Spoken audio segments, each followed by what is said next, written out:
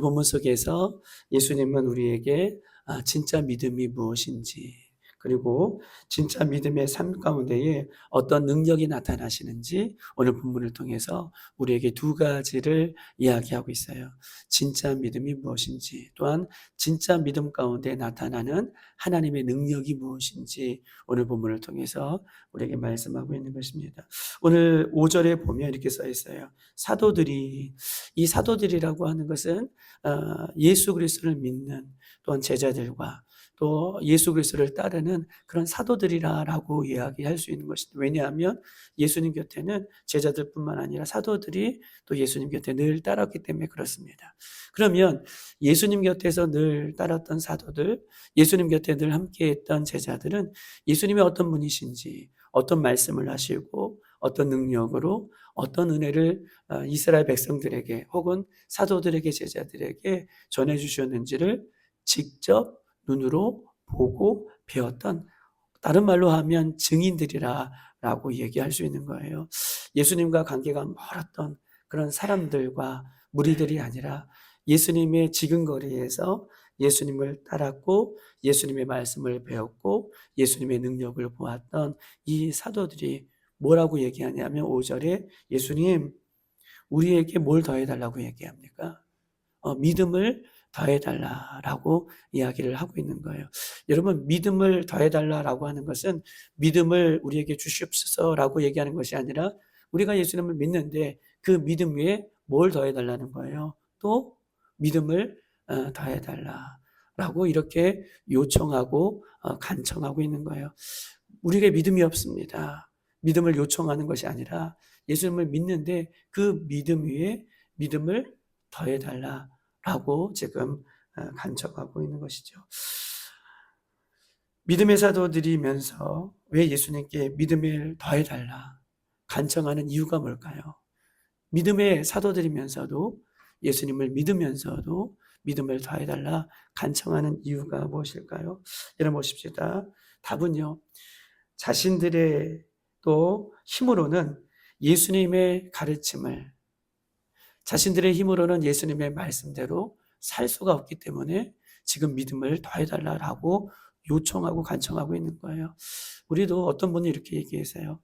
목사님 말씀을 선포하시는데 목사님께서 말씀해 주시는 이 말씀과 우리의 삶은 너무나 괴리가 있다는 거예요.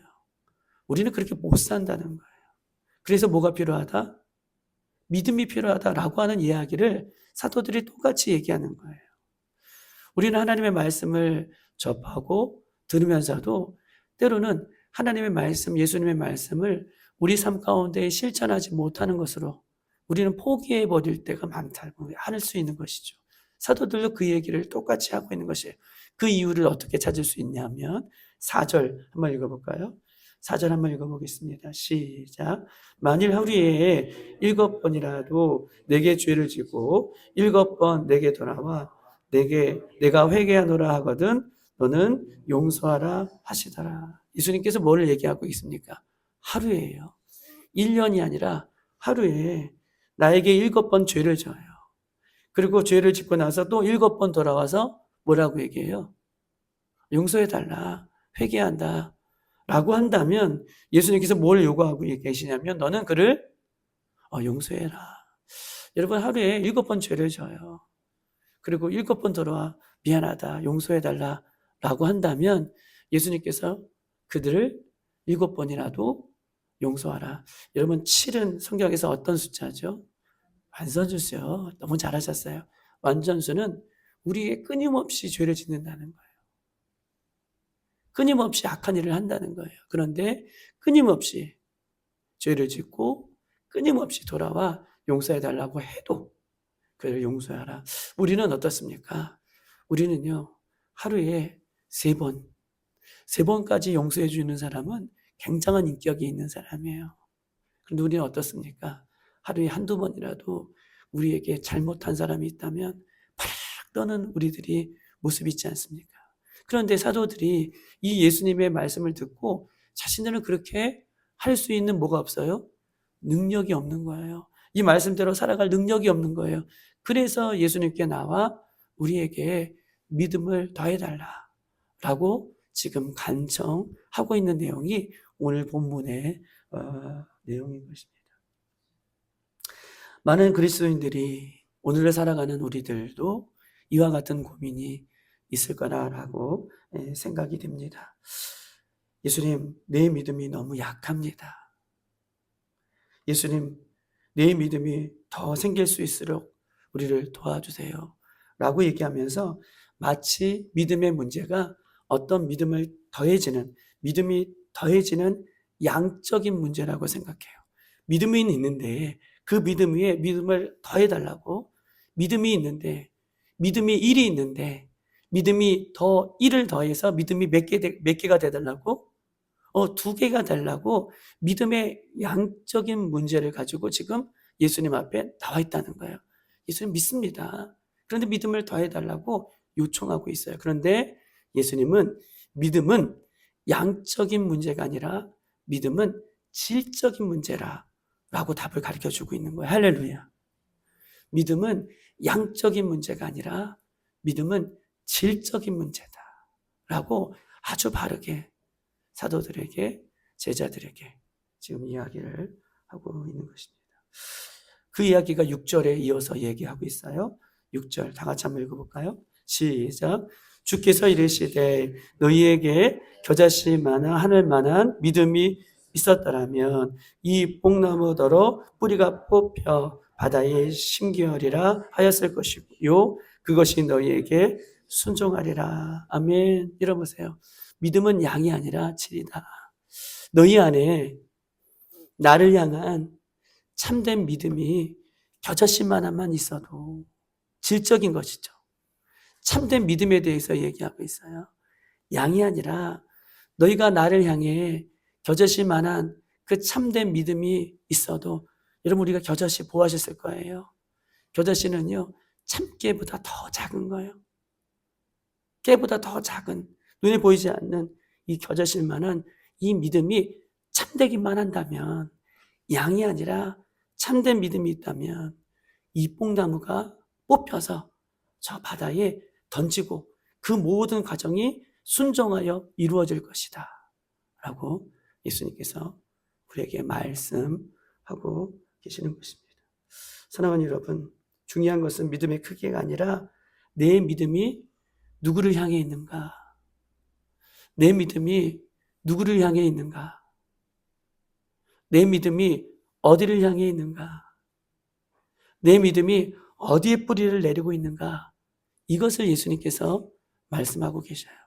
이것이 해결되지 않으면 아무리 믿음을 더해달라, 아무리 믿음을 요청해도 그 믿음은 어떻게 해요? 흔들릴 수밖에 없는, 그 믿음은 역사함이 없는, 그 믿음은 기적을 일으킬 수 없는, 그 믿음은 말씀의 열매를 맺을 수 없는 믿음인 것을 예수님은 제자들에게, 사도들에게 분명하게 우리에게 이야기를 하고 있는 것입니다.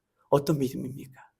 믿음은 예수님께 뿌리를 내리고, 믿음은 말씀 앞에 뿌리를 내리고, 믿음은 하나님께 온전히 방향을 정하는 그 믿음이 역사하는 믿음이다 라고 이야기를 하고 있는 것이죠.